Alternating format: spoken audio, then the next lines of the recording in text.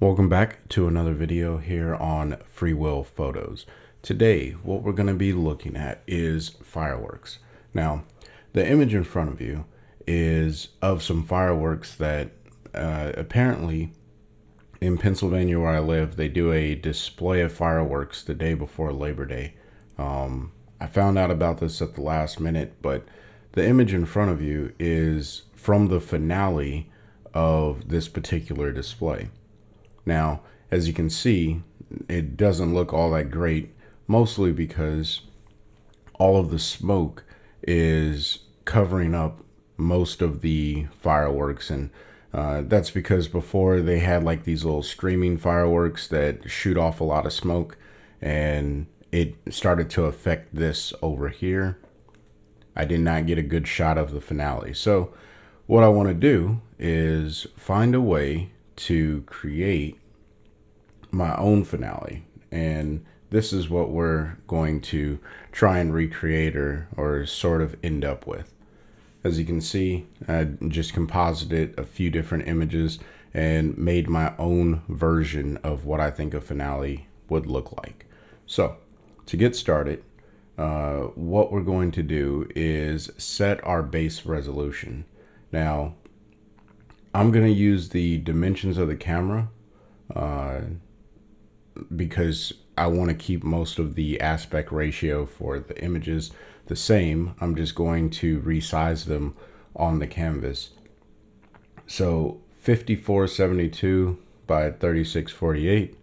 So we're going to hit File, and we're going to hit New Canvas, and we'll call this Fireworks Final. And we want this to be in pixels. So we want the width of it, which is left to right, we want that to be the longest. So I'm going to go 5472 here, and then down here we want the height to be 3648. And you can create your canvas whatever size you want it to be, but this is the size that I would prefer mine to be. So now I have a blank canvas. So what I'm going to do to get us started is just fill it with black, because I want this to all be on a black background. All right, and we'll rename this background. Very good. So now that I have a background, I need to start adding my images on top of it. I'm going to actually just make this larger so I'm working in the full space. I'm going to hit the plus icon here, and it should bring up all of my firework images. Now, there are over 2,000 images in this folder.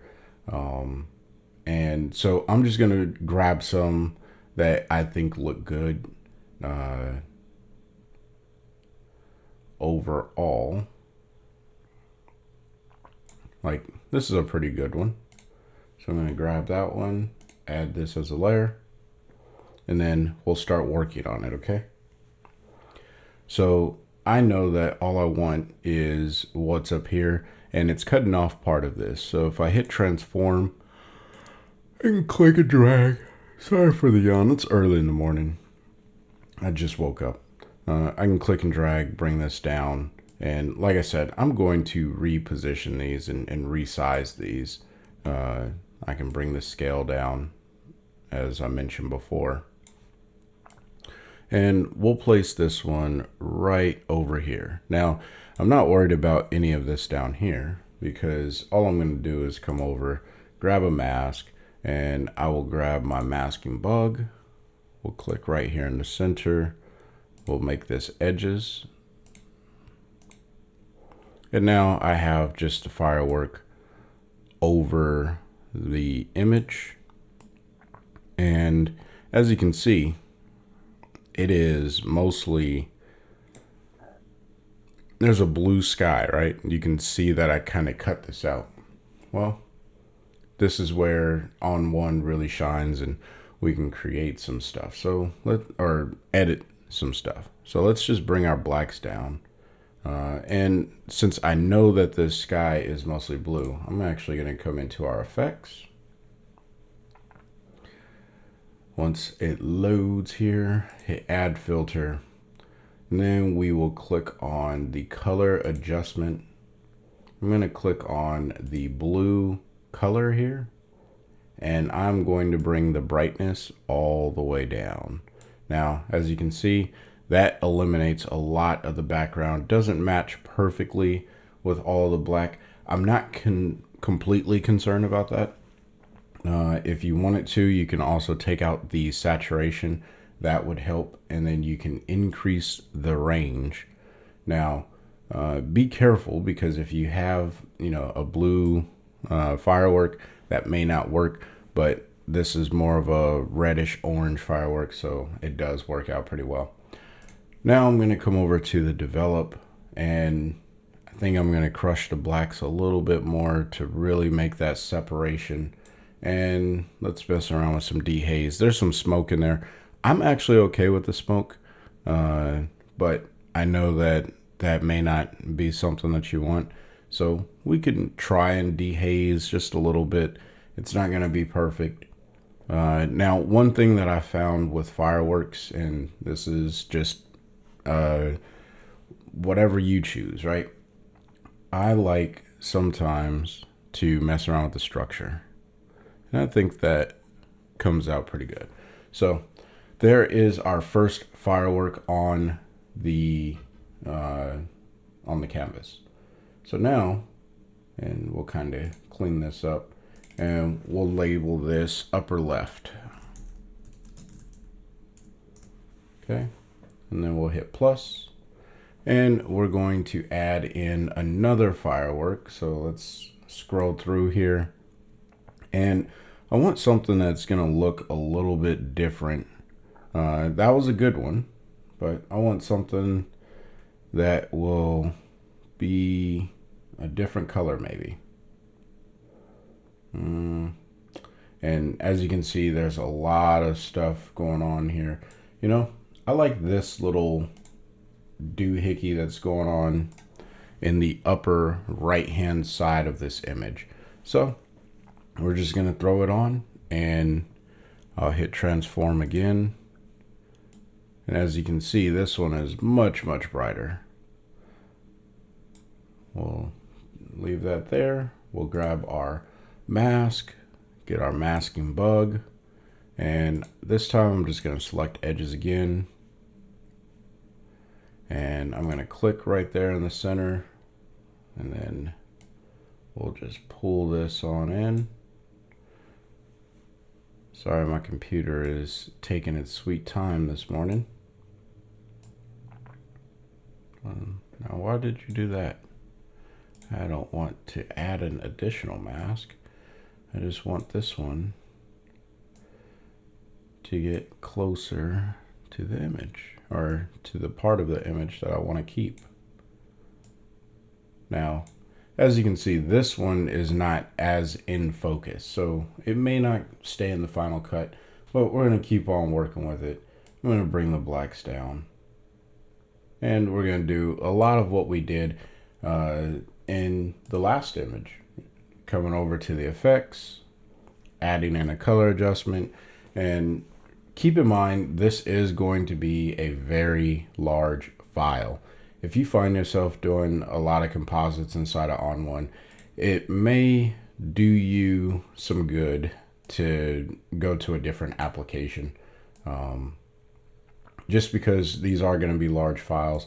And for what it's worth, even in other applications, the files are going to be large. But what I find with ON1 is it does slow down sometimes. Even though I'm using a M1 Mac Mini, it does slow down sometimes. Now, as you can see, I'm just making adjustments here. There's what I'm trying to do is really just make this pop, right? Against the black background.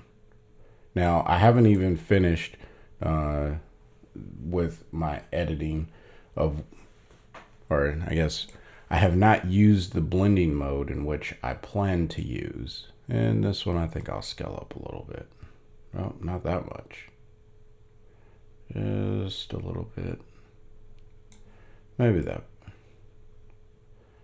could work. And yeah, I think it'll look good in this upper corner. And I would like to scale it down just a little bit more. Did it even scale? No, it didn't.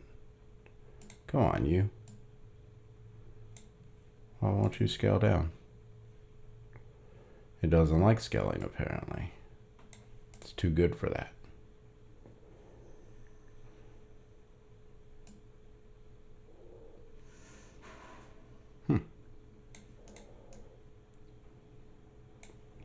Okay, so when that doesn't work, you can come to the corner, grab an edge, hold down shift, and then you drag it yourself. And that's how you can also scale. So now it's a little bit smaller. I didn't want it to take up like this whole corner, right? Just wanted it to take up a little bit. Now, one of the things with this particular set of images is that I did not prepare properly to go take these photos. It was kind of more of a last minute decision to go. I guess we knew that it was happening, but moral of the story, I took my camera and I did not clear the memory card, so I ended up with a bunch of images, and then I had to delete images off of the card just so I can capture some. This one is actually a raw image, but I have a bunch of JPEGs in here as well. So now that we have these two images, one of the things that I want to use is the lighten blend mode. All right. What that does is it gets rid of all of the black in the background, and then, or most of the black in the background. And it really just helps me blend these in properly. So forgot to do that with this upper left one. I'm going to go ahead and hit the gear icon, hit the lighten blend mode, and I'm going to fast forward through the rest of the video until I get to the end where I get some more creative stuff. But I'm going to continue adding in firework images, and you'll see that in the edit. So here we go.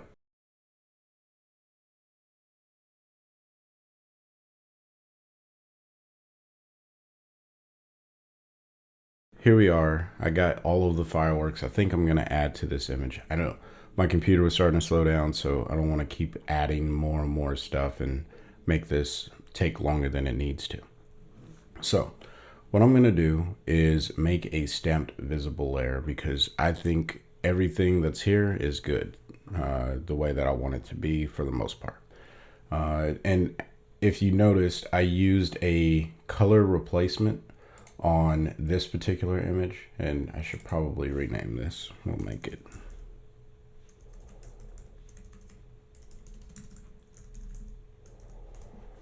and then this is just a larger one.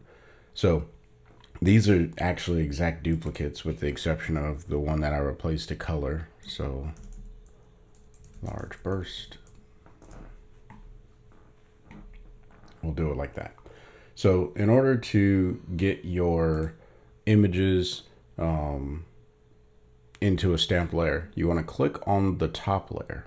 If you want all of the layers, right? You want to click on the top layer, right click on it, click it once to select it, and then right click it. And then you will click on new stamped layer. This is going to take a little bit of time, but what it's going to do is merge all of these layers. It looks like I got 5 of them. It's going to put all 5 of them onto one layer. So that way I can make one final edit to the entire image. And you don't have to do this if you don't want to, but this is the way that I like to add my finishing touches or my final touches.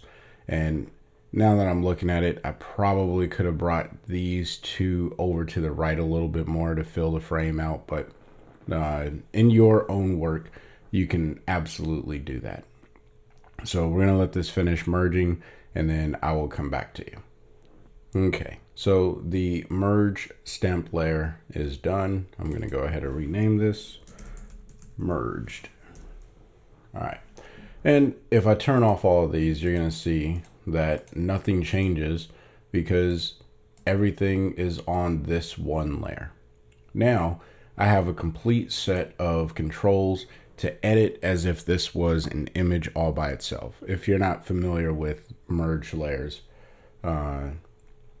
so what I'm going to do is I'm not going to worry about any more of trying to separate from the background. Now it's all about creating a creative look. So the first thing that I like to do is throw a border on these type of images. It's a personal preference, and I think I'm going to go with the white rounded. For some reason, I really enjoy this. I just need to transform this a little bit better so it's not taking up as much of the image. And then, you know, to fix this, I can use fit image. I was hoping maybe to go the opposite direction where it scales up the image. I guess, you know what? I can come into transform if you ever run into this issue, and I could just scale the image here. I don't want to scale it too much. I only want to scale it. That's jumping around on me. Here, let's type it in. So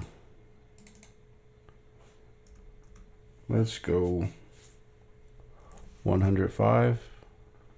Okay.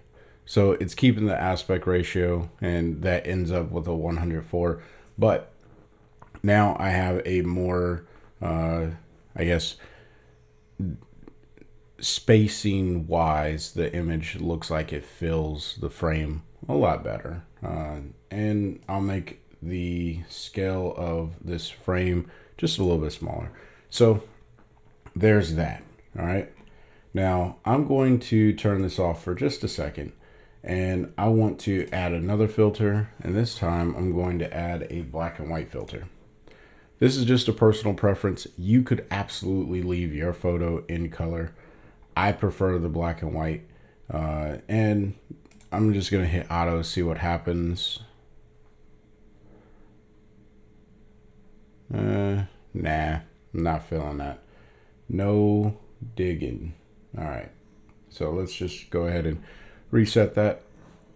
And the very first thing that I want to do is probably brighten this up a little bit, because it doesn't look like the colors at this point are, I'm not really trying to, it's white on black, right? It's white specks on black background. My goal here is really just to make the image overall look aesthetically pleasing. I don't really need to mess with the black because I made a black background, so everything is really just what's happening in the white here.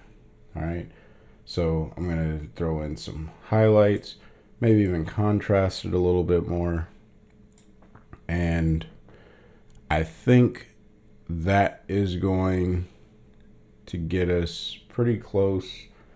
And yeah, I already threw up the detail. I don't want to throw it up too much because then it starts to get like extra crunchy. Now that could be, you know, really cool if you're going with like a grained look and you're going to add some film grain to the end. Maybe you can get away with that. But that's not what I'm trying to do here. And even that's still a little too much. Okay. Let's see. Maybe we'll throw in some film grain.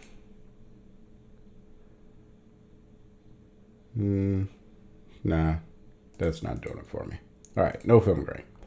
Okay, so now I can go ahead and throw on the border and give it its final look. Now, again, you do not have to do it this way. You could leave your image just like this, and that would be perfectly fine. That's the cool thing about creating your own image. But this is the final edit that I would like to go with, and I'm going to save this into my library by clicking done. So hopefully you found this video helpful. Check out the videos that are popping up on the screen. If you are looking to purchase ON1, check the description box below for a link to the page where you can download a trial, and if you like it, you go ahead and purchase it. If you do buy from that link, it is an affiliate link. It just helps this channel continue to grow.